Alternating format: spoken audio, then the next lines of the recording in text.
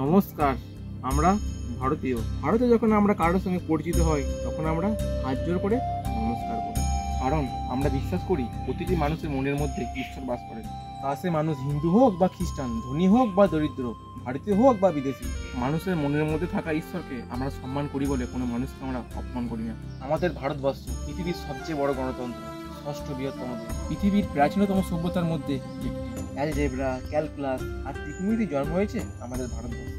দশমিকের ব্যবহার প্রথম প্রচলিত হয় আমাদের ভারতবর্ষে। পৃথিবীর প্রথম বিশ্ববিদ্যালয় স্থাপিত হয়েছিল আমাদেরই দেশে, নাম তক্ষশিলা বিশ্ববিদ্যালয়। ডাক্তারির সবচেয়ে জটিল অংশ হলো সার্জারি, ওটারও জন্ম হয়েছিল আমাদেরই দেশে। মার্শাল আর্ট, এমনকি আমাদের প্রিয় দাবা খেলা, ওইটারও জন্ম আমাদেরই দেশে। আপনারা ইংরেজি ভাষা নিয়ে যত গর্ব করেন, সেই ভাষার বহু শব্দ আমাদের প্রাচীন সংস্কৃত ভাষা থেকে নেওয়া হয়েছে। ভারতীয় রেল পরিষেবা পৃথিবীর সবচেয়ে বেশি কর্মসংস্থান করে থাকে। আমাদের ভারতবর্ষ পৃথিবীর 90টি দেশে সফটওয়্যার রপ্তানি করে থাকে। ভারতবর্ষের সেনাবাহিনী পৃথিবীর তৃতীয় বৃহত্তম, তবু আমরা কোনো দেশকে আক্রমণ করি না। তার কারণ এই দেশ মহাত্মা গান্ধী, রবীন্দ্রনাথের দেশ। এই দেশের শান্তির বাণী ছড়িয়ে পড়েছে সারা বিশ্বে।